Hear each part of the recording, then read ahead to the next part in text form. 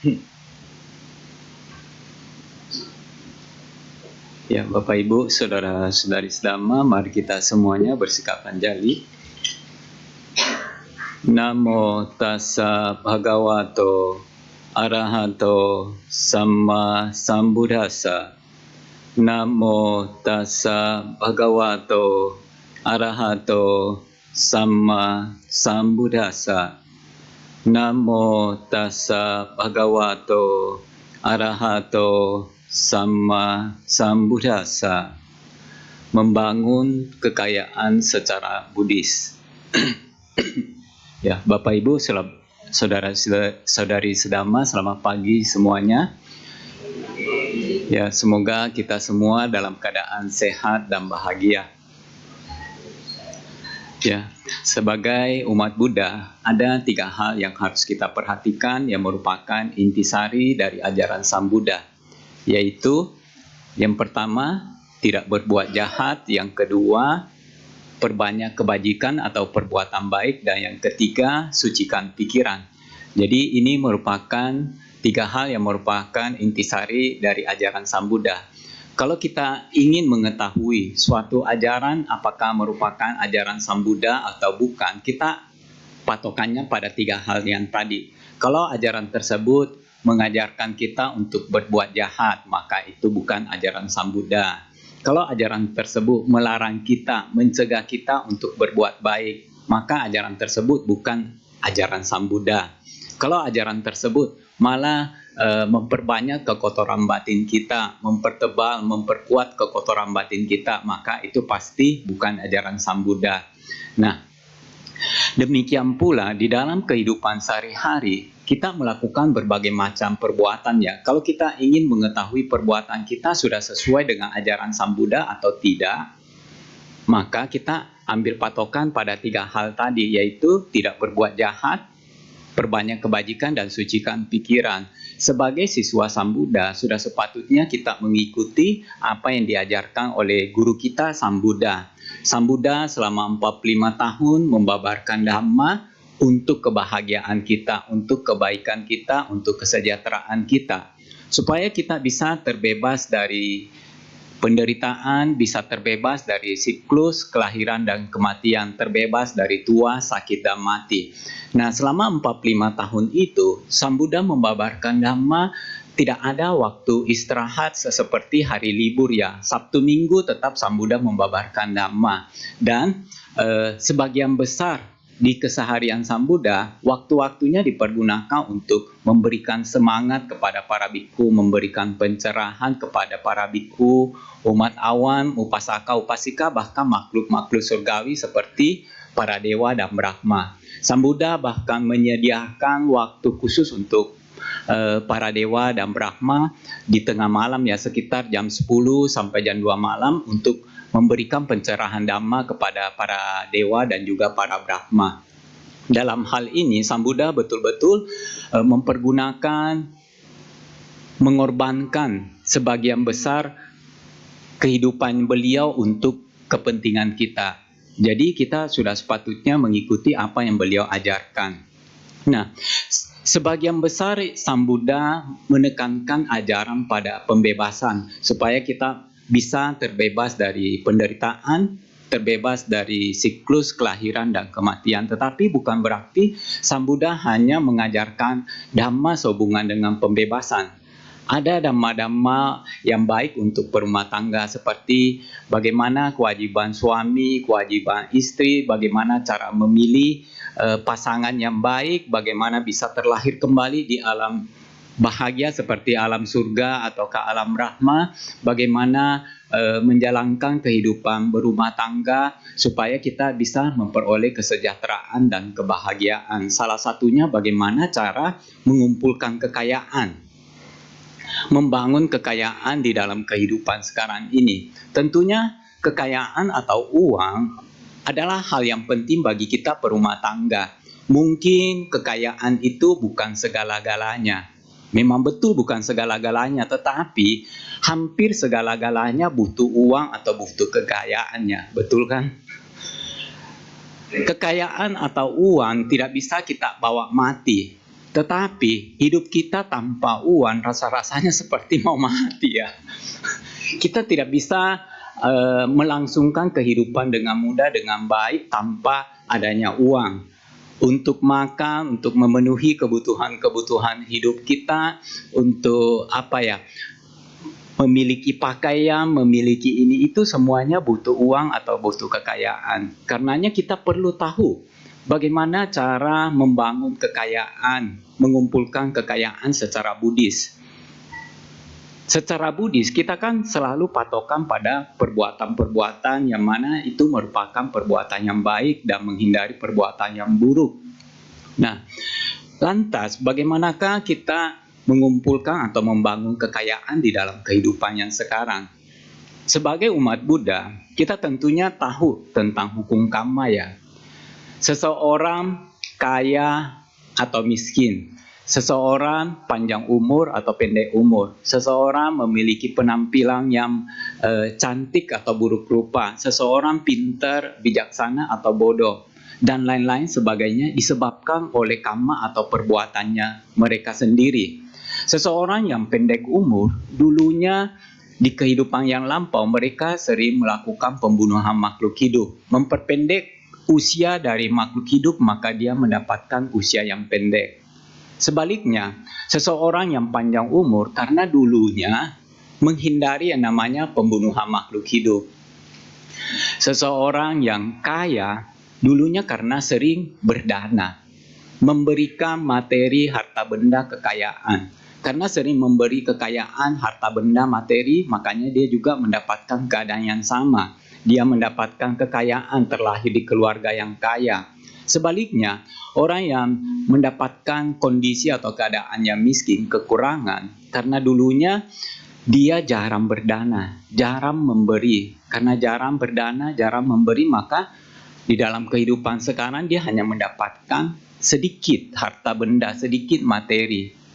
Nah, jadi dalam hal ini, hal pertama yang harus kita penuhi untuk membangun kekayaan kita adalah berdana. Berdana ini merupakan perbuatan baik yang mudah untuk dilakukan. Hampir semua orang di dunia ini bisa berdana, mampu untuk berdana. Karena berdana ini bukan hanya materi, banyak hal yang bisa kita danakan. Kita bisa dana tenaga, kita bisa dana pengetahuan, kita bisa dana ide, kita bisa dana petunjuk, kita bisa dana perhatian kita bisa dana keterampilan kita bisa dana waktu kita. Banyak hal yang bisa kita danakan. Bahkan hal yang sangat sederhana yang bisa kita danakan, yaitu kita bisa dana senyum kita. Dengan berdana senyum seperti kita memberikan kebahagiaan kepada orang lain ya. Ketika kita tersenyum sama seseorang yang kita jumpai, mereka akan merasa senang, merasa bahagia ya. Jadi ini merupakan perbuatan baik yang mudah untuk dilakukan. Tetapi mudah untuk dilakukan, sederhana, bisa mempunyai manfaat yang besar loh. Kita tidak boleh menganggap sepele perbuatan-perbuatan baik yang kecil ya. Karena perbuatan baik yang kecil, kalau sering dilakukan, buahnya itu bisa menjadi besar. Seandainya kita berada di dalam keadaan terpuruk, hanya memiliki sedikit materi, kita masih tetap bisa berdana. Sedikit materi yang kita punya itu kita bisa sisihkan lebih kecil lagi untuk berdana. Masih ada orang atau makhluk hidup yang lebih menderita daripada kita. Mungkin kita bisa mendanakan sebutir nasi. Kita mungkin bisa mendanakan setetes manisan kita kepada semut. Nah, itu bisa kita lakukan. Atau seandainya pun kita sama sekali tidak bisa berdana materi, kita bisa berdana hal-hal yang lain. Hal-hal yang lain itu apa? Tenaga kita, ide kita, kepedulian kita, informasi kita. Sekarang kan teknologi maju ya. Hanya dengan menggerakkan jempol, kita sudah bisa membagi informasi ya. Membagikan kabar, kita bisa membagikan berita tentang adanya retreat meditasi misalnya, adanya kegiatan pindah patah, adanya Dhamma Talk, ataupun kegiatan-kegiatan baik yang lain. Ini informasi yang baik, yang berguna. Dan ini kalau kita bagikan bisa berguna untuk orang lain. Perbuatan baik yang kecil kalau sering dilakukan pasti akan memberikan buah yang besar. Nah, sebelum kemunculan Sang Buddha, di zaman dulu ada orang miskin, anak budak, anak seorang budak ya.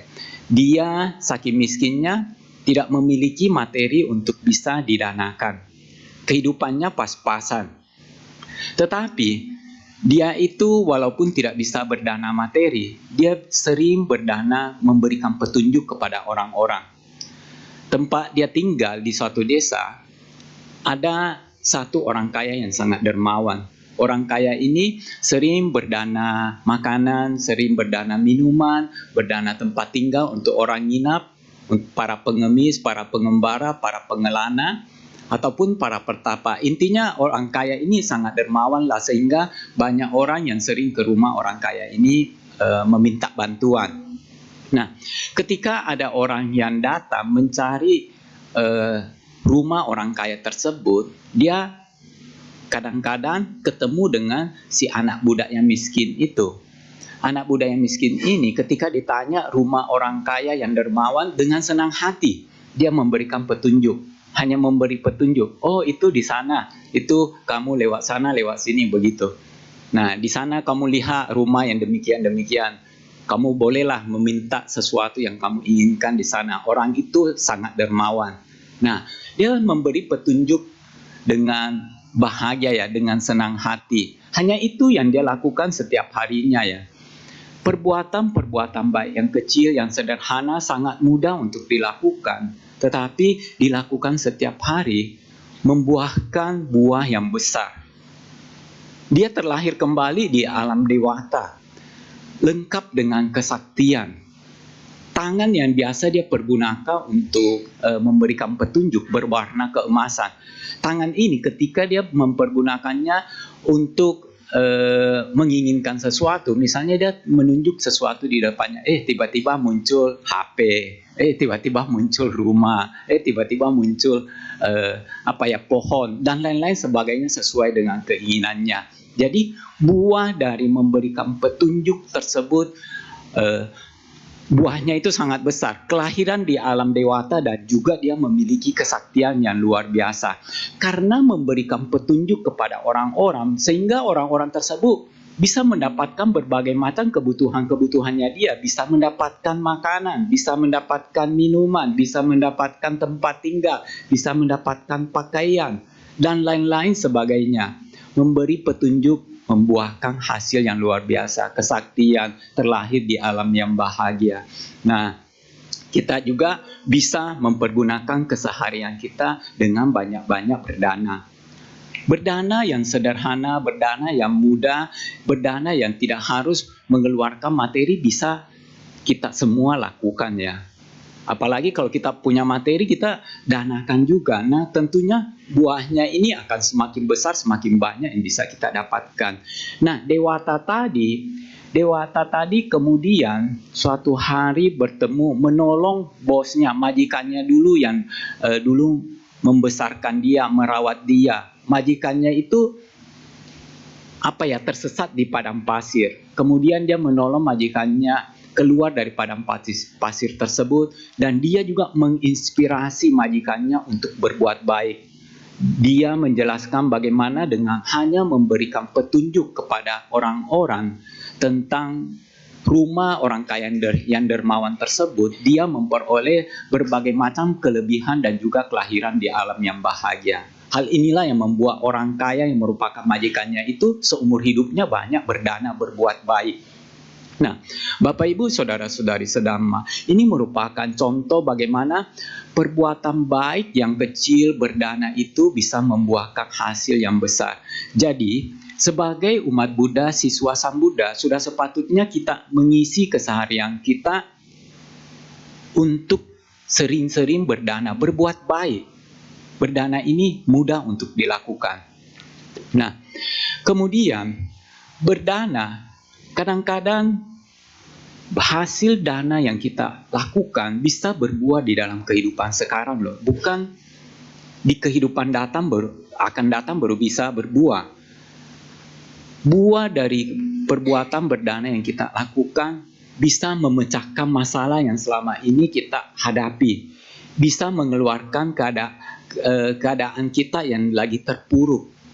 Banyak kisah-kisah keajaiban di mana seseorang yang berdana keluar dari persoalannya. Apakah itu persoalan ekonomi, persoalan hidup, dan lain-lain sebagainya. Kita bisa lihat kisah-kisah ini di dalam di internet atau YouTube ya.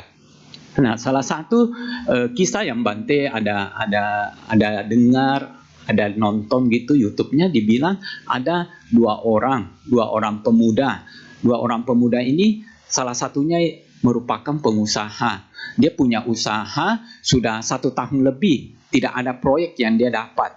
Dia lagi bermasalah dengan keuangannya dia. Nah, mereka jalan-jalan ke mall dan makan di mall tersebut.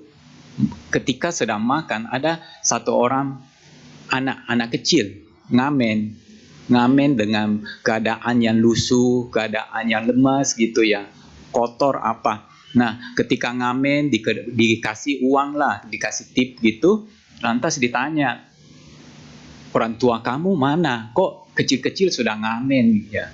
Dia bilang papanya sudah meninggal, mamanya sakit. Dia harus cari uang untuk membantu biaya pengobatan mamanya. Nah, percaya nggak percaya, kedua orang ini ingin tahu betul nggak apa yang dikatakan oleh si anak ini. Maka setelah selesai mereka makan, mereka meminta si anak ini untuk bawa mereka ke rumahnya dia. Betul, ternyata mamanya lagi sakit, berbaring di ranjang, nggak bisa bangun. Maka atas dasar belas kasihan, pada dasarnya semua orang yang punya perasaan belas kasihan yang normalnya ingin membantu meringankan beban penderitaan orang lain. Nah, demikian pula kedua orang ini, dia lihat kasihan, hidupnya susah amat ya. Maka ibu itu dibawa ke rumah sakit, diberikan biaya pengobatan dan berusaha disembuhkan dari penyakitnya. Kemudian sang anak dikasih uang untuk biaya-biaya hidupnya dan juga diusahakan supaya si anak ini bisa bersekolah. Setelah melakukan berbagai macam bantuan selama kurang lebih 2 minggu, memenuhi kebutuhan hidup, berusaha menyembuhkan sang ibu, ternyata dalam waktu hampir 2 bulan, permasalahan dari salah satu pemuda tadi terpecahkan loh. Dia tiba-tiba mendapatkan satu proyek yang nilainya miliaran rupiah. Ini proyek terbesar selama dia membangun usaha tersebut. Selama ini dia belum pernah mendapatkan proyek sebesar itu. Dan sudah 1 tahun lebih, dia tidak mendapatkan proyek apa-apa. Kan namanya kita buka usaha harus punya proyek ya. Kalau nggak ada proyek, tidak ada pemasukan. Nah, dia heran juga, kok tiba-tiba dia bisa mendapatkan rezeki ini ya? Apakah karena telah membantu orang tersebut, si anak itu dan juga keluarganya? Dia merenungkan dan dia yakin bahwa hal itu merupakan buah dari perbuatan berdana yang dia lakukan. Nah, ini merupakan satu contoh kisah nyata aja tentang bagaimana berbuat baik itu berdana bisa berbuah di dalam kehidupan kita. Dan buahnya itu betul-betul luar biasa ya. Nah, Bapak Ibu saudara-saudari sedama, di dalam kehidupan kita tidak bisa melihat segala sesuatu hanya dari satu bagian aja ya. Kadang-kadang kita perlu melihat dari keseluruhan bagian supaya kita tidak salah mengerti.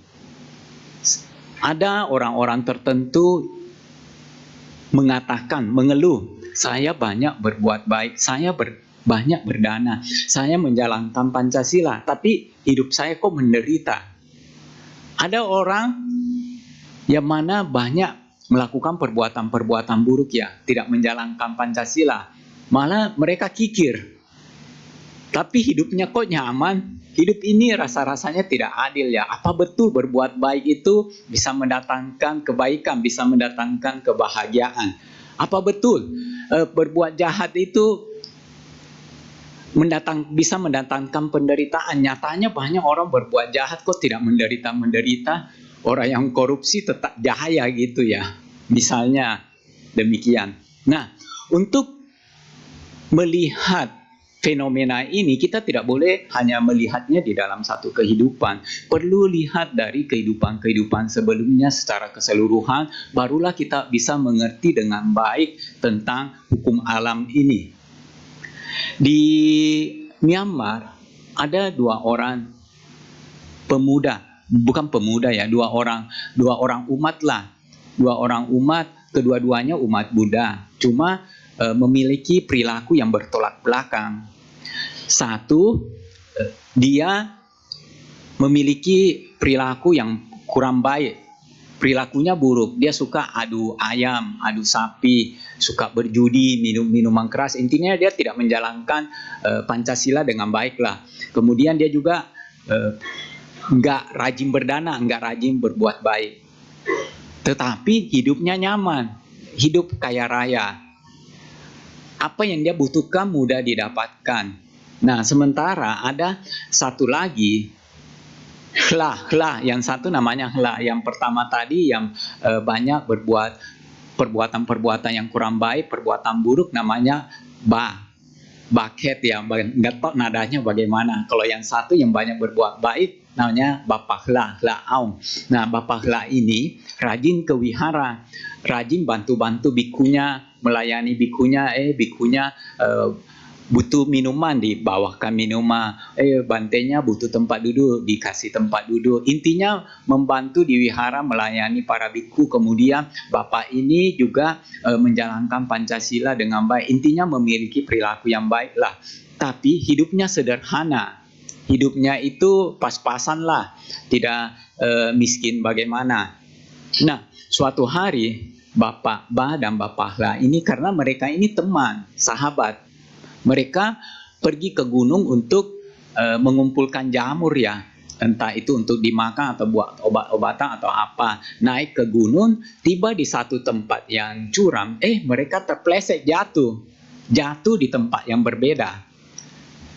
Yang si Bapak Ba ini yang banyak berbuat yang kurang baik, jatuh, terguling, dan ketika dia terbangun dari tempat terjatuhnya, dia melihat 3 potong emas loh.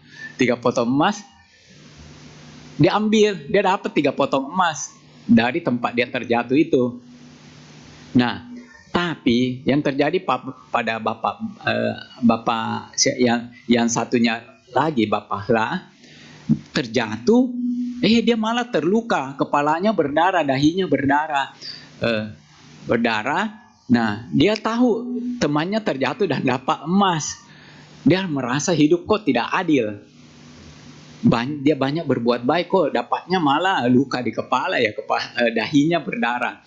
Nah, semenjak itu dia merasa hidup tidak adil, terus disimpan di dalam hati. Semangat untuk berbuat baik, untuk menjalankan ajaran jadi menurun ya.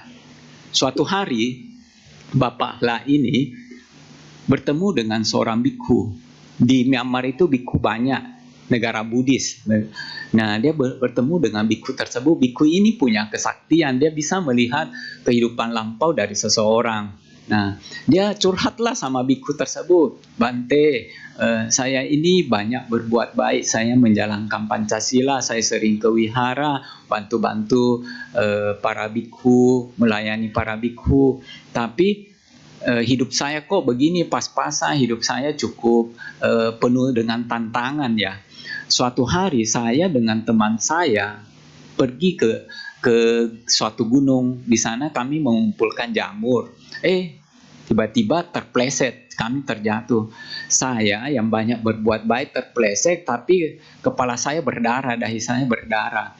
Teman saya terpleset, terjatuh, dia nggak apa-apa. Malah dia dapat 3 potong emas. Dia itu banyak berbuat buruk loh. Dia banyak berbuat sesuatu yang tidak baik. Nah, bantenya melihat kehidupan lampau dari Bapak Hla dan Bapak Bakhet. Nah, ternyata si Bapak Bakhet ini yang mendapatkan 3 potong emas, dulunya dia ada membangun satu gubuk gitu dari bambu. Dari bambu, kemudian mempersembahkan gubuk itu kepada seorang biku. Nah, seharusnya menurut kata Sambante, biku tersebut, seharusnya dia ketika terjatuh, dia mendapatkan 3 guci emas. Tetapi karena banyak berbuat jahat dan juga dia kikir, sehingga dia hanya mendapatkan 3 potong emas. Bukan 3 guci ya, 3 guci emas. Dia si Bapahla itu dulu dia ada bertengkar dengan seseorang. Bertengkar, kemudian dia membunuh orang tersebut. Seharusnya pada waktu dia terjatuh, dia meninggal pada saat itu. Seharusnya mati, tetapi dia hanya mendapatkan luka di kepala, di dahinya. Jadi karena karma baik yang dia lakukan banyak, karma baiknya inilah yang melindungi dia sehingga tidak sampai meninggal, tidak sampai mati pada saat itu. Karma baiknya membuat dia hanya mendapatkan luka di kepala. Nah, setelah mendengarkan penjelasan dari Bante tersebut, dia barulah lega ya, barulah dia mengerti, terpuaskan. Ternyata berbuat baik di dalam kehidupan ini betul-betul ada gunanya. Bahkan gunanya bisa kita dapat di dalam kehidupan sekarang tanpa harus menunggu di kehidupan yang akan datang. Kalau kita hanya melihat segala sesuatu satu bagian saja, maka kita bisa mendapatkan pengertian yang salah, pandangan yang salah. Kita harus melihat segala sesuatu itu dari berbagai sisi ya, dari keseluruhan, sehingga kita bisa betul-betul mendapatkan gambaran yang jelas. Sama seperti kita melihat gajah ya, seekor gajah kan gajah gede. Kita melihat gajah hanya kakinya saja. Ada orang lain melihat gajah dari belalainya saja. Ada orang melihat gajah hanya dari telinganya saja. Ada orang melihat gajah dari perutnya saja. Nah, kalau hanya melihat satu bagian itu tidak bisa menggambarkan, menjelaskan tentang bentuk dari gajah yang sebenarnya. Kalau kita melihat secara keseluruhan, apakah ekornya, perutnya, belalainya, dan lain-lain sebagainya, barulah kita bisa menggambarkan bentuk gajah secara benar. Nah, demikian pula di dalam kehidupan ini. Kita tidak bisa menilai sesuatu hanya dari sepotong-sepotong aja. Kita perlu menilai sesuatu dari keseluruhannya. Demikian pula di dalam hidup. Kalau kita banyak berbuat baik, kita merasa menderita, orang lain banyak berbuat jahat, kok hidupnya nyaman, maka kita perlu melihat hal tersebut dari keseluruhan, dari kehidupan yang lampau, bukan hanya di kehidupan sekarang ini aja. Kalau kita melihat dari keseluruhan, maka kita bisa mengerti, dan semangat kita untuk berbuat baik tentunya akan semakin besar ya. Kita berusaha mempraktekkan apa yang Sang Buddha ajarkan. Nah, jadi Bante kembali lagi, hal pertama, hal yang paling dasar yang harus kita lakukan untuk membangun kekayaan di kehidupan yang sekarang ini adalah berdana. Di keseharian kita, di sepanjang hidup kita, kita perlu berdana. Terlepas bagaimanapun keadaan kita. Itu hal pertama. Selanjutnya, ada beberapa hal lagi yang harus kita lakukan, yang harus kita penuhi untuk bisa membangun kekayaan, menjadi orang kaya secara Buddhis. Jadi bukan hanya satu hal ya. Nah, beberapa hal ini bukan semata-mata bagaimana kita bisa memperoleh pendapatan atau penghasilan yang besar, tetapi ada hal yang lain lagi. Bagaimana kita mengolah kekayaan kita, bagaimana kita menjaga kekayaan kita juga merupakan hal yang penting. Seberapapun besar pendapatan atau penghasilan kita, kalau kita tidak pandai mengelola kekayaan kita, kita tidak pandai untuk menjaga kekayaan kita, dalam sekejap kekayaan itu bisa habis. Dalam waktu yang relatif singkat, kita bisa menghabiskan pendapatan sebesar apapun. Habis bulan, habis gaji. Habis bulan, habis gaji. Habis bulan, habis uang ya. Nah, demikian pula di dalam kehidupan, kalau kita ingin membangun kekayaan, menjadi orang yang kaya, kita perlu melakukan beberapa hal. Kita harus memiliki beberapa kualitas. Di dalam Digajana Sutta, Anguttara Nikaya, Sang Buddha ada memberitahu umat yang bernama Digajanu bagaimana cara memperoleh kesejahteraan, membangun kekayaan di kehidupan yang sekarang. Nah, ada 4 hal yang Sang Buddha sebutkan. Yang pertama, Utthana Sampada, kesempurnaan dalam inisiatif. Yang kedua, Araka Sampada, kesempurnaan di dalam kewaspadaan. Yang ketiga, Kalyana Mitta, memiliki sahabat atau teman yang baik. Yang keempat, Samajivita, memiliki penghidupan yang seimbang. Nah, ini 4 hal yang harus kita miliki supaya bisa menjadi orang yang kaya secara Buddhis ya. Nah, tentunya menjadi kaya itu kita harus bekerja ya, bukan hanya duduk diam, nggak melakukan apa-apa lantas uang datang sendiri ya. Tidak, kita harus bekerja memiliki mata pencaharian. Kalau kita umat Buddha tentunya memilih mata pencaharian yang benar, bukan yang salah. Mata pencaharian yang merugikan makhluk hidup, yang mendatangkan penderitaan, yang memberikan kesengsaraan kepada makhluk hidup siapapun itu, harus kita hindari. Itu merupakan mata pencaharian yang salah. Kita harus memiliki mata pencaharian yang benar. Mata pencaharian yang salah misalnya kita membunuh makhluk hidup seperti sebagai tukang jagal, pembunuh bayaran, atau nelayan.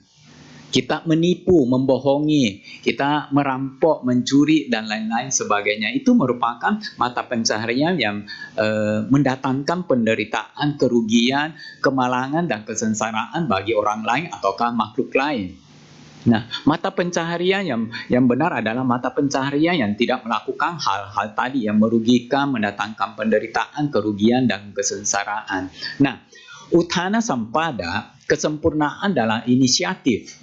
Jadi kita punya inisiatif bagaimana supaya pendapatan kita besar. Inisiatif ini meliputi 1, terampil, 2, tekun, tidak malas, dan 3, bijaksana.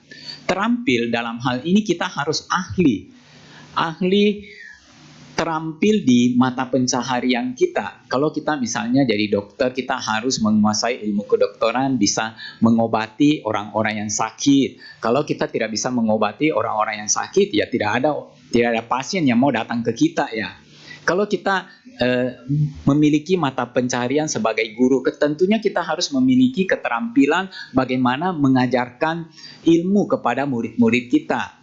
Bagaimana menurunkan ilmu kita supaya murid-murid kita bisa ngerti, bisa pandai, bisa memiliki keterampilan yang sama dengan kita. Kalau kita sebagai tukang pangkas rambut misalnya, kita harus tahu bagaimana cara memangkas rambut yang benar. Nanti yang dipangkas nggak berbentuk gitu, kan nggak cocok.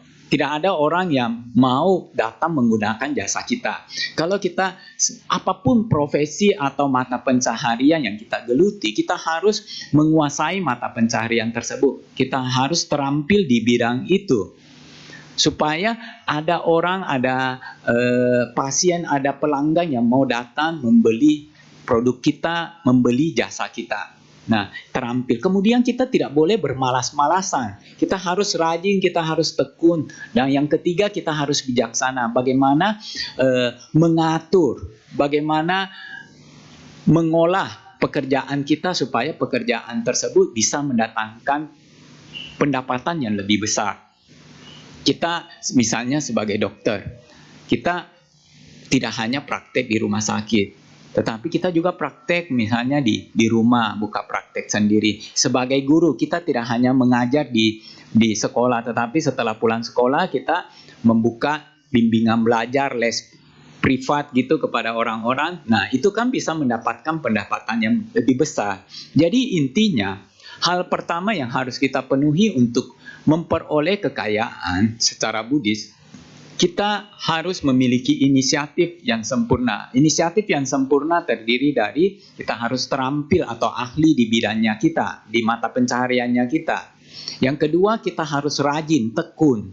Tidak boleh bermalas-malasan. Dan yang ketiga, kita harus bijaksana, pandai di dalam memanage, mengatur pekerjaan atau mata pencaharian kita, mengatur karyawan kita, misalnya kalau kita punya karyawan, mengatur penjualan kita, misalnya kalau kita berdagang, dan lain-lain sebagainya. Nah, ini merupakan hal pertama yang harus kita lakukan. Uthana Sampada, inisiatif kesempurnaan. Yang kedua, Arakha Sampada. Arakha Sampada ini merupakan kesempurnaan dalam hal kehati-hatian, waspada. Waspada, hati-hati di dalam menjaga atau melindungi kekayaan kita.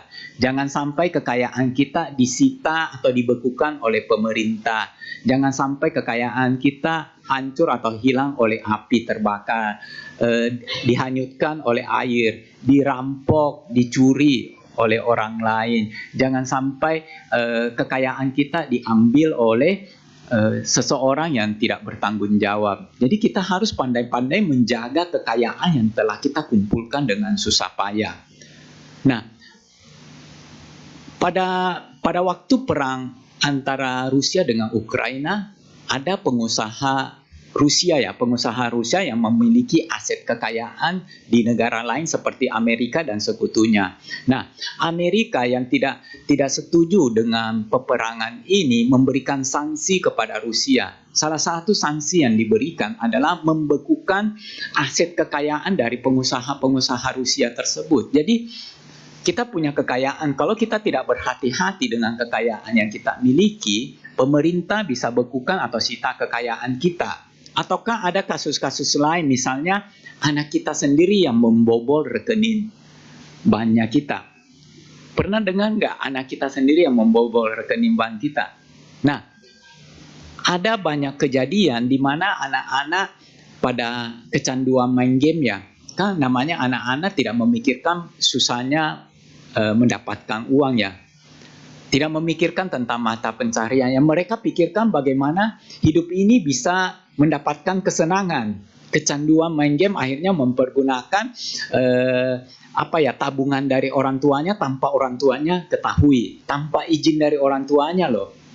Jadi sampai-sampai dia menghabiskan tabungan orang tuanya dalam jumlah yang sangat besar. Jadi ada satu kejadian di tahun 2023 di Cina ya, bukan di Indonesia. Di Indonesia ada juga kejadian di mana ada anak yang kecanduan main game mempergunakan tabungan orang tuanya. Tetapi yang Bante ingin ceritakan adalah kejadian yang di Cina tahun lalu 2023. Jadi ada anak perempuan usianya sekitar 13 tahun ya. 13 tahun dia itu kecanduan main game online. Dan game online yang dia mainkan itu berbayar. Dia mempergunakan kartu debit mamanya, uang tabungan mamanya yang susah payah dikumpulkan dari suaminya, dari dirinya sendiri, yang bernilai kalau dirupiahkan sekitar 950 juta, habis dalam 4 bulan loh. Gara-gara main game. Jadi dia main game online ini, dia membeli fasilitas, peralatan, perlengkapan apalah yang dijual di game online itu untuk membuat permainannya makin seru, makin asik. Dia tidak memikirkan bagaimana uang itu didapat dengan susah payah. Yang dia pikirkan bagaimana dia bisa bersenang-senang. Dia hanya menyambungkan kartu debit dari mamanya ke HP-nya dia. Kemudian dia bisa langsung beli berbagai macam hal lah di game online ini. Beli dalam waktu 4 bulan habis 950 juta. Yang tersisa berapa banyak? Setengah yuan katanya. Nah, uang sebesar itu ternyata ada juga dia transfer ke teman-temannya supaya teman-temannya bisa membeli game online lagi. Dia transfer ke teman-temannya karena teman-temannya sering ganggu dia. Teman-temannya tahu bahwa dia belakangan ini suka belanja untuk game online gitu. Supaya teman-temannya ini tidak terus mengganggu dia, maka teman-temannya ditransfer uang supaya teman-temannya itu juga ikut main game online. Jadi asik bersama di dalam game online. Karena asik bersama, lupa untuk ganggu, lupa untuk jadi mereka bersama-sama. Nah, mama dari anak ini tahu setelah guru sekolahnya dari si anak telepon ke rumah. Guru sekolahnya itu bilang, nggak tahu guru sekolahnya tahu dari mana, yang jelas guru sekolahnya akhirnya ketahuan bahwa si anak perempuan ini sudah kecanduan bermain game online yang berbayar.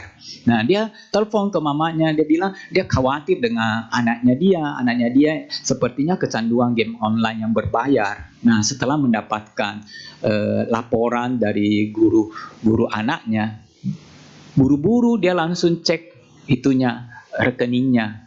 Dia cek rekeningnya, ternyata hanya sisa setengah yuan. Setengah yuan bisa dibeli apa? Berapa rupiah? Mungkin 1.000 rupiah ya. Nah, dia pusing kepalanya, bingung, nggak tahu mau lakukan apa gitu ya. Karena dia tidak menyangka anak sekecil itu 13 tahun menghabiskan uang sebegitu banyak dalam waktu yang singkat. Dia sama sekali tidak berpikir ke arah sana. Dia pernah memberitahu password atau PIN kartu debitnya kepada anaknya satu kali pada waktu mereka belanja bersama. Jadi dalam hal ini kita perlu berhati-hati di dalam menjaga kekayaan kita ya.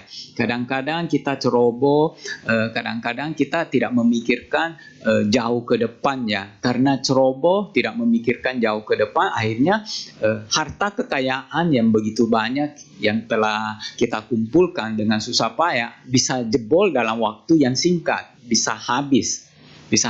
Oleh siapa? Oleh anak kita sendiri bisa terjadi hal tersebut. Dan ini adalah kisah nyata. Kisahnya ini sampai viral di di sosial media gitu, di internet. Dan hal ini bisa dijadikan pelajaran bagi kita. Kalau punya anak, kita harus mendidik anak tersebut bagaimana hidup yang baik, bagaimana hidup yang berguna. Jangan sampai anak kita memiliki gaya hidup yang boros ya. Uang sebanyak apapun bisa habis dalam waktu sekejap kalau memiliki gaya hidup yang boros. Apalagi kalau hidup kita hanya mengejar-ngejar kesenangan ya. Mengejar-ngejar kesenangan tanpa bisa mengendalikan diri. Akhirnya ya tidak ada yang tersisa untuk masa depan kita. Kita tidak tahu apa yang bakal terjadi di masa depannya. Bisa tiba-tiba sakit, bisa tiba-tiba membutuhkan uang untuk membayar ini, membayar itu, dan kita tidak punya uang tabungan. Jadi hidup kita akan menjadi sangat menderita. Biar bagaimanapun kita harus menyisihkan sebagian dari pendapatan kita untuk masa depan. Nah, ada lagi kasus di mana kena penipuan ya, penipuan online. Pernah dengar kan penipuan online? Atau ada yang pernah jadi korban penipuan online di mana ada dikirim kayak file yang berisi gambar, berisi tautan gitu, dan ketika seseorang mengklik file tersebut maka data-data pribadi orang tersebut bisa didapatkan sama orang lain, sama si penipu itu. Jadi ada cerita di mana ada orang menerima itu ya file undangan, kayak undangan pernikahan, ada juga gambaran atau foto tentang paket yang dia pesan, ternyata bukan, itu merupakan penipu. Jadi ketika dia klik file tersebut, totalnya sesuatu terpasang di HP-nya dia, kayak aplikasi atau apalah terpasang. Tidak lama kemudian, beberapa jam, totalnya ada notifikasi pemberitahuan bahwa telah terjadi transaksi dari banknya dia ke bank orang lain, dan akhirnya uangnya habis. Ada orang yang menjadi korban 1,4 miliar, uangnya habis. Ada orang yang jadi korban 500 juta. Ada orang nggak tahu berapa banyak, dan dia sempat melapor ke bank tersebut, tetapi bank tersebut menurut dia memberikan respon atau jawaban yang kurang memuaskan bagi dia ya. Dari pihak sang bank menganggap itu kelalaian dari si nasabah sendiri. Nah, demikian. Jadi kadang-kadang kita harus berhati-hati, bukan kadang-kadang, memang kita harus berhati-hati di dalam menjaga kekayaan kita. Jangan sampai kekayaan yang telah kita kumpulkan dengan susah payah, dengan perjuangan, kadang-kadang kan kita mengorbankan waktu kita, capek-capek tetap harus kerja, walaupun sakit tetap harus kerja, kadang-kadang sampai berdarah untuk mendapatkan pendapatan, mungkin bagi orang-orang tertentu untuk sesuap nasi, segepok ayam. Intinya harus berhati-hati di dalam menjaga kekayaan. Itu hal yang kedua, araka sampada. Nah, hal yang ketiga adalah kita harus memiliki teman-teman atau sahabat yang baik di dalam hidup ini. Kita jangan suka bergaul dengan orang-orang atau sahabat yang tidak baik ya, yang memiliki perilaku yang baik. Karena cepat atau lambat dia akan mendatangkan penderitaan kepada diri kita. Nah, kita kan makhluk sosial ya, yang mana membutuhkan orang lain di dalam hidup. Kita tidak bisa hidup sendirian selamanya tanpa bantuan dari orang lain. Kita butuh bantuan dari orang lain dan kita pasti bergaul dengan orang lain. Nah, di dalam Manggala Sutta dikatakan bahwa tidak bergaul dengan orang yang bodoh, bergaul dengan orang yang bijaksana adalah berkah utama. Kenapa? Orang yang bodoh di sini adalah orang-orang yang memiliki perilaku yang buruk ya, tidak menjalankan sila, lantas suka melakukan perbuatan-perbuatan yang buruk, lantas tidak dermawan, tidak bijaksana. Orang-orang ini bisa mendatangkan penderitaan kepada diri kita. Pernah dengar enggak di mana teman sendiri mengkhianati temannya, menipu temannya? Justru dari teman sendiri, keluarga yang sendiri yang berhasil menipu dalam jumlah yang besar loh. Kalau orang lain yang tidak kita kenal mungkin tidak sebesar itu. Karena kita kenal, kita sudah percaya, makanya kita bisa kebobolan gitu. Makanya dalam hal ini kita harus memilih sahabat atau teman yang baik. Sahabat atau teman yang baik di dalam sutta dikatakan harus memiliki 4 kriteria.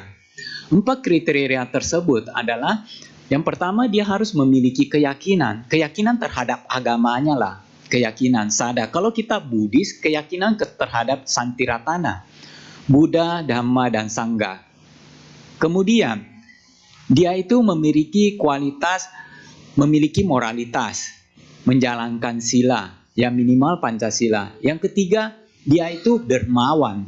Kalau dia kikir, tidak memenuhi 1 persyaratan. Dan yang keempat, dia harus bijaksana. Ini merupakan 4 persyaratan di dalam memilih teman atau sahabat di dalam hidup kita. Dengan memilih teman atau sahabat yang baik, maka kita bisa mendapatkan bantuan. Hal-hal baik dari teman kita bisa menular kepada diri kita. Sebaliknya, hal-hal buruk dari sahabat kita bisa juga menular ke diri kita loh. Ingat, pergaulan itu merupakan faktor utama sukses atau gagalnya seseorang. Ada satu penelitian yang dilakukan di mana penelitian ini dilakukan oleh para psikolog modern ya. Mereka penasaran, ingin tahu apa sih penyebab pastinya orang-orang bisa sukses di dunia ya. Nah, mereka kumpulkan banyak orang-orang sukses dan banyak orang-orang yang gagal, dianggap gagal ya di dalam hidup mereka, dianggap sukses di dalam hidup mereka. Nah, setelah dikumpulkan orang-orang ini, ternyata apa yang ditemukan, apa hal yang sama di dalam orang-orang sukses tersebut. Hal yang sama di dalam orang-orang sukses tersebut bukan karena latar belakang dari keluarga ekonomi atas, bukan karena dia memiliki pendidikan yang tinggi, bukan karena dia memiliki bakat yang bagus atau keterampilan yang bagus, tetapi hal yang sama di antara orang-orang sukses itu sampai mereka bisa sukses, mereka memiliki lingkungan pergaulan orang-orang sukses juga. Jadi pergaulan kita sangat menentukan kesuksesan kita. Kita bergaul dengan siapa, maka kita akan menjadi seperti dia. Kita bergaul dengan orang yang malas, cepat atau lambat, kita bisa ketularan kemalasannya. Kita bergaul dengan orang-orang yang suka membenci, mudah marah, lama-kelamaan kita bisa ketularan kebiasaannya tersebut. Kita bergaul dengan orang-orang yang sukses, kita bisa ketularan pola pikir mereka, kita bisa ketularan kerajinan mereka, kita bisa ketularan semangat mereka. Intinya kalau kita bergaul dengan orang-orang yang baik, mereka akan membantu kita kalau kita dalam keadaan susah. Mereka akan memberikan nasihat yang baik kepada kita. Mereka akan mau untuk membantu kita keluar dari penderitaan, keluar dari masalah yang kita hadapi. Sebaliknya, teman-teman atau orang-orang yang tidak memiliki kepribadian yang baik, cepat atau lambat dia bisa mendatangkan penderitaan kepada diri kita. Mungkin kita ditipu tanpa kita ketahui. Mungkin kita akan berubah kepribadian kita tanpa kita ketahui. Dan prosesnya lama. Setelah lama baru kita sadar, oh ternyata kita sudah berubah ya. Dulu rajin kok sekarang malas. Dulu semangat kok sekarang kayak hidupnya tidak semangat gitu. Dulu kok hidup rasanya bahagia ya, kok sekarang rasa-rasanya hidup tidak bahagia. Kenapa? Pengaruh dari teman-teman bergaul kita. Kalau teman-teman bergaul kita sering membicarakan hal-hal yang tidak membuat semangat, hal-hal yang membuat putus asa, lama-lama kita juga terbiasa memiliki pola pikir yang sama. Memiliki pola pikir yang sama, akhirnya mood kita juga sering ke arah sana. Karena apa yang kita pikirkan akan mempengaruhi perasaan kita, mood kita. Kalau kita sering berpikir tentang hal-hal buruk, hal-hal yang negatif, maka kebahagiaan kita bisa cepat berlalu. Yang kita dapatkan adalah mood yang tidak baik. Jadi itu hal yang ketiga, miliki kalyanamita atau teman sahabat yang baik, yang mana memiliki keyakinan, memiliki moralitas, kedermawanan, dan juga kebijaksanaan. Selanjutnya Bapak Ibu Saudara-saudari sedama adalah kita harus memiliki kehidupan yang seimbang, sama jivita. Kehidupan seimbang adalah bagaimana cara kita mengolah kekayaan kita, mempergunakan kekayaan kita. Jangan sampai di dalam mempergunakan kekayaan, pengeluaran kita lebih besar daripada pendapatan kita. Jadi kita perlu mempertimbangkan hal tersebut. Jangan sampai kita terbiasa hidup boros. Tunda dulu kesenangan-kesenangan kita. Tunda dulu hal-hal yang tidak penting. Kita utamakan bagaimana mempergunakan kekayaan itu untuk memenuhi kebutuhan-kebutuhan pokok kita. Makan, makanan, tempat tinggal, pakaian, obat-obatan. Kalau hal-hal yang lain kita belakangin. Kalau kita tidak bisa menunda kesenangan kita, maka kita tidak sulit untuk bisa sukses. Kecuali kita sudah kaya raya ya, kita mau bersenang-senang bagaimana juga bisa-bisa aja pada saat itu. Tetapi kalau kita belum mampu untuk mengumpulkan kekayaan dalam jumlah yang besar, maka kita harus menunda kesenangan kita dulu. Jangan sampai pengeluaran kita lebih besar daripada pemasukan kita. Kita harus pandai membedakan yang mana keinginan dan yang mana kebutuhan. Dan di dalam hidup ini, kalau kita pandai mengelola kekayaan kita, mungkin kita setiap hari makannya makanan sederhana, pakaian sederhana, fasilitas yang kita miliki juga sangat terbatas, yang sederhana semua. Tetapi 10 tahun kemudian kita sudah bisa memiliki kekayaan yang besar. Kita lihat gaya hidup daripada orang-orang kaya ya. Bill Gates, siapa lagi Jack Ma, siapa lagi orang-orang kaya. Intinya orang-orang kaya memiliki gaya hidup yang sederhana loh. Tidak nampak mereka itu orang kaya. Pakaiannya mereka pakaian sederhana. Mobil yang mereka pakai juga mobil biasa aja. Fasilitas lain yang mereka pergunakan juga biasa-biasa aja. Tidak nampak bahwa orang itu adalah orang kaya. Kenapa? Karena mereka pandai di dalam mengolah kekayaan mereka. Kalau mereka pandai di dalam mengolah kekayaan, otomatis mereka bisa mengumpulkan kekayaan, bisa menjadi orang kaya. Dan ketika kita memiliki kekayaan, tabungan di dalam hidup kita, maka masa depan kita bisa lebih tenang. Karena ada sesuatu yang bisa kita andalkan. Nah, itulah 4 hal yang harus kita penuhi untuk mendapatkan kekayaan di dalam kehidupan ini secara Buddhis. Dan hal yang pertama perlu diingat, kita perlu setiap hari berbuat baik, berdana. Jangan sampai kita meninggalkan hal ini berbuat baik. Nah, Bapak Ibu, Saudara-saudari sedama, ini merupakan 4 hal atau 4 kualitas yang harus kita miliki untuk mengumpulkan atau membangun kekayaan di dalam kehidupan ini. Kita perlu merenungkan kembali. Tidak selamanya setiap orang pasti bisa memiliki 4 kualitas ini. Mungkin si A bisa memiliki 4 kualitas ini, tetapi belum tentu si B bisa loh. Kenapa? Karena kembali lagi ke kehidupan lampau kita. Di dalam menjaga kekayaan, ada orang sudah betul-betul menjaga kekayaannya, tetapi tetap aja bobol. Mungkin kemalingan, mungkin kerampokan, mungkin terjadi bencana. Jadi dalam hal ini, kita hanya perlu berusaha. Selanjutnya, hasilnya itu bagaimana? Ya, kita kembali lagi harus merenungkan kehidupan kita bukan hanya sekali, tetapi ada kehidupan-kehidupan yang lampau yang telah kita lalui. Menerima keadaan kita. Seandainya pun kita sudah berusaha, ternyata kita tidak berhasil menguasai bidang atau mata pencaharian kita dengan baik. Ternyata masih ada orang lain yang bisa melebihi kita. Ya, kita harus menerima keadaan itu. Yang penting kita mau berusaha.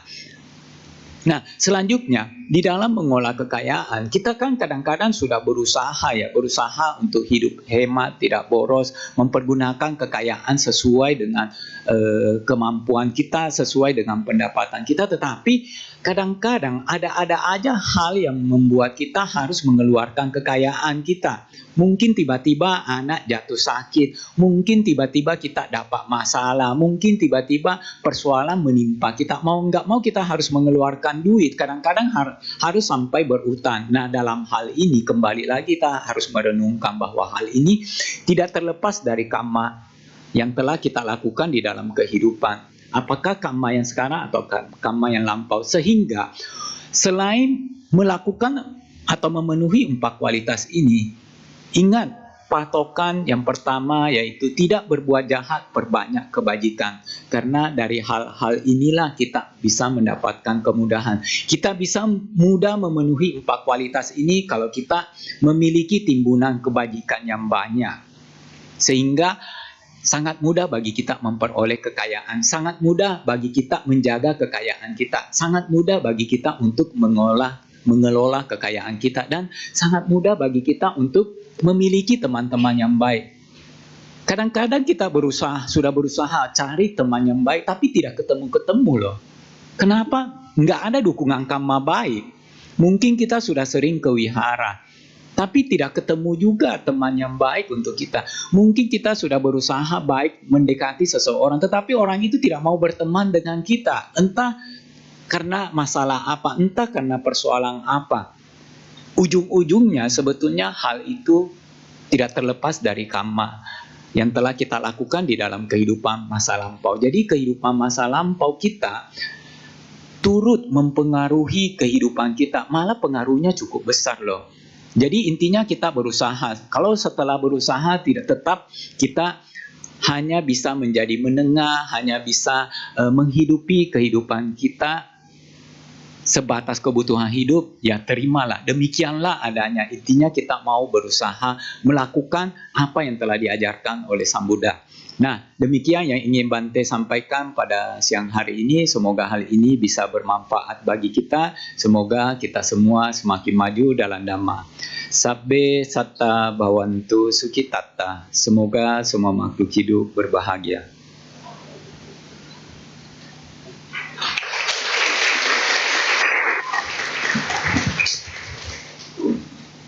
Baik Bapak Ibu, demikianlah Dhamma Desana yang telah disampaikan oleh Yang Mulia Bante Natasilotera.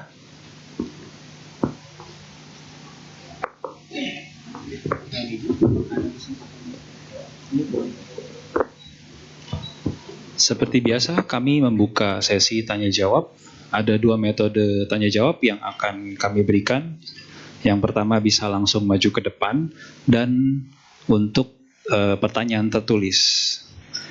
Baik, sebelum kita memasuki sesi tanya jawab, marilah kita menyanyikan 1 buah lagu.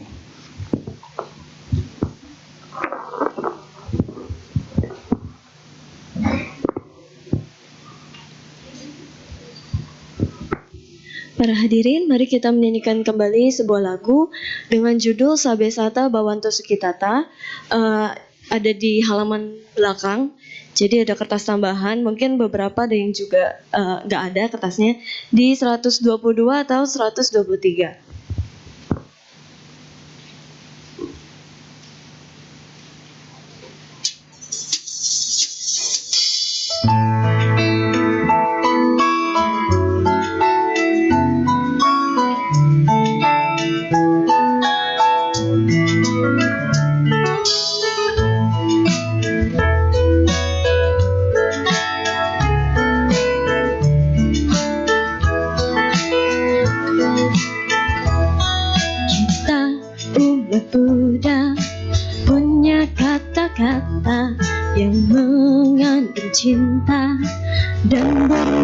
kasih, mari kita lafalkan kata yang mengandung doa. Sabe sata Bhavantu Sukhitata, semoga semua makhluk berbahagia. Sabe sata Bhavantu Sukhitata, semoga semua berbahagia.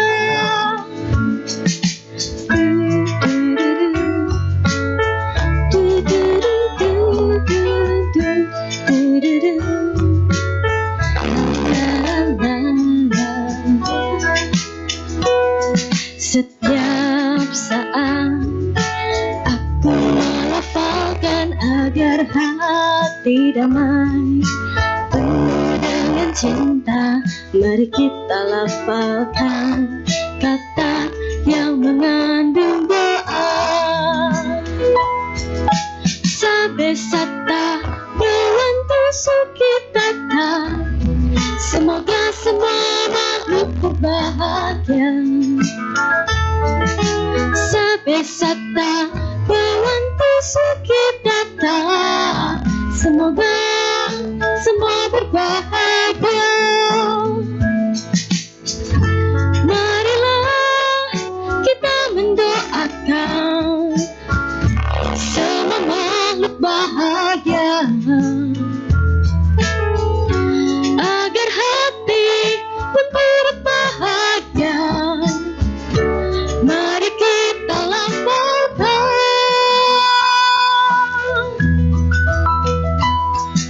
Sabe sata Bhavantu Sukhitata, semoga semua makhluk berbahagia. Sabe sata Bhavantu Sukhitata, semoga semua berbahagia. Semoga semua berbahagia. Terima kasih.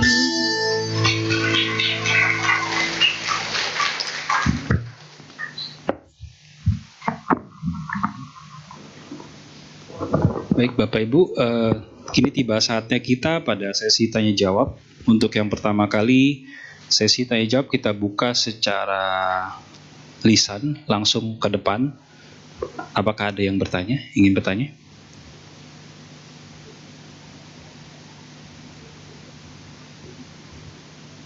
Tidak ada ya.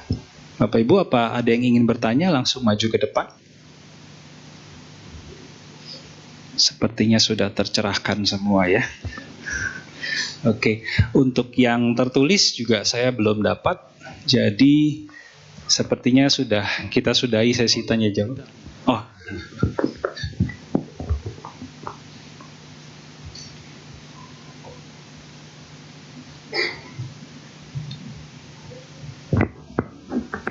Saya bacakan ya Bante. Oh, Bante baca ada sendiri.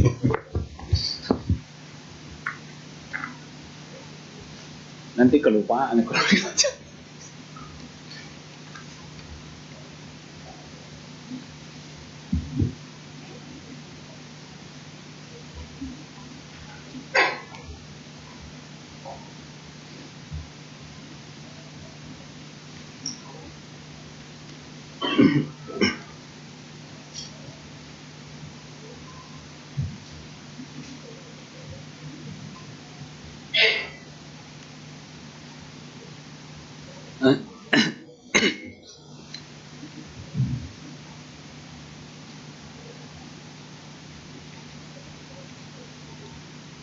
Ya, Bante bacakannya pertanyaannya.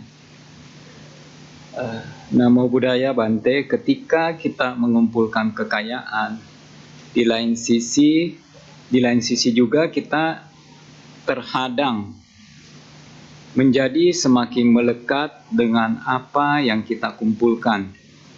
Bagaimana caranya agar hal tersebut dapat dihindari? Atau sederhananya, bagaimana agar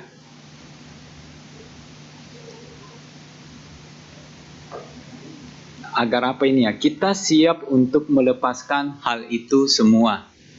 Nah, pertanyaan yang cukup sulit. Ya, namanya kita hidup berumah tangga ya. Hidup berumah tangga kita harus mengumpulkan kekayaan. Kita harus melekat dengan kekayaan kita ya. Kita harus peduli gitu. Nah, pengertian melekat itu yaitu kita tidak bisa melepaskan pemikiran kita terhadap hal-hal yang telah berlalu. Hal-hal yang seharusnya kita perhatikan sekarang ini, tetapi pikiran kita masih terus memikirkan hal tersebut. Nah, kalau kita ingin belajar melepas, maka kita perlu belajar untuk hidup di saat ini. Kehidupan yang nyata, kehidupan saat ini kan? Bukan kehidupan yang lampau, juga bukan kehidupan yang sekarang kan?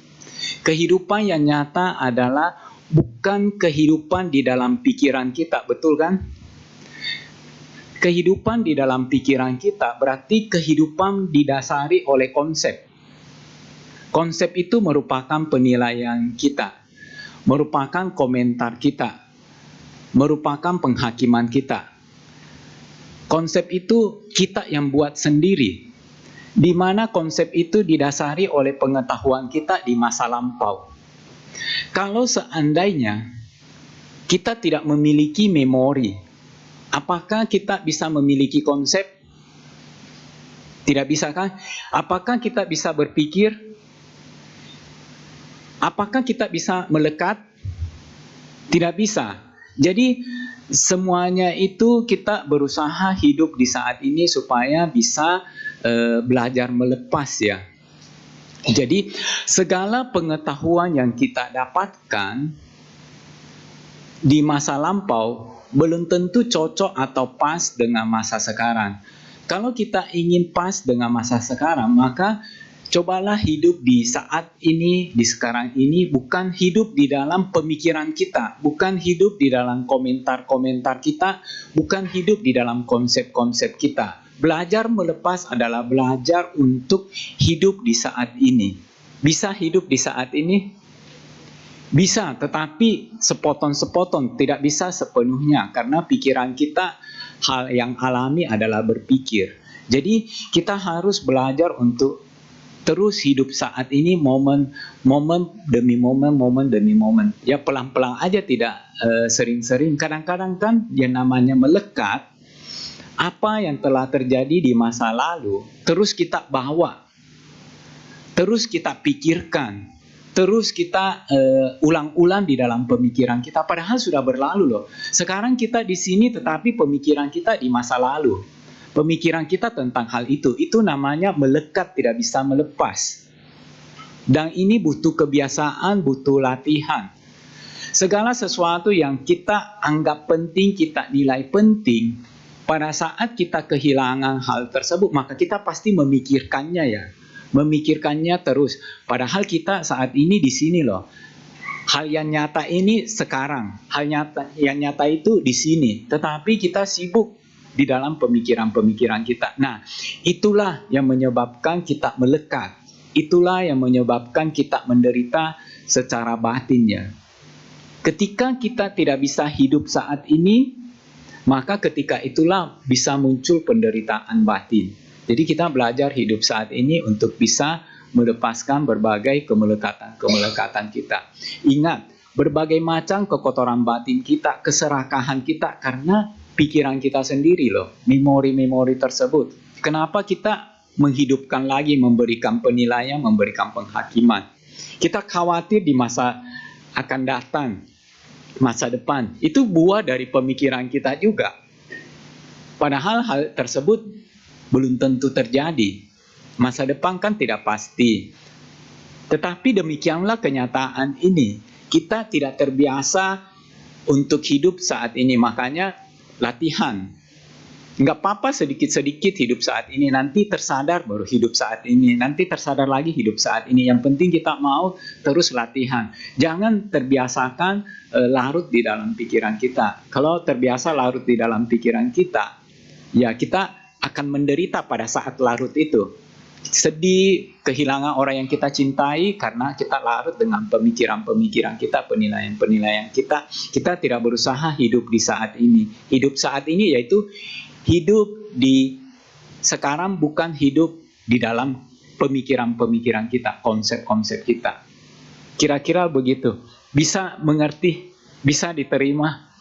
Kalau belum mengerti, tidak bisa diterima, boleh ditanya lebih lanjut. Apakah? Oke. Baik. Sepertinya kita mengalami keterbatasan waktu karena Bante nanti akan makan siang. Kita sudahi sesi tanya jawab pada kebaktian hari ini. Selesailah sesi tanya jawab. Kami segenap umat dan panitia pengurus Wihara Pridama Sukha mengucapkan terima kasih yang sebanyak-banyaknya kepada Bante.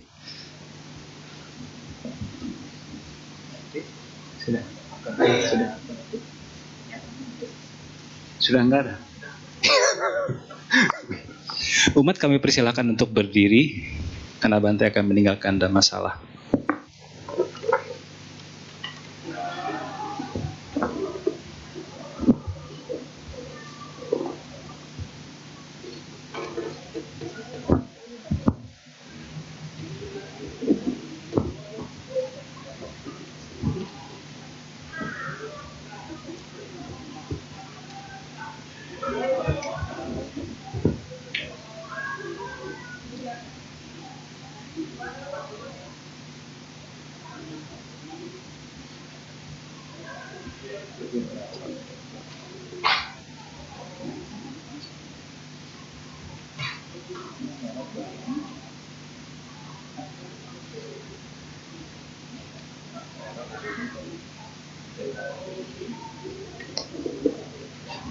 Terima kasih, Bante.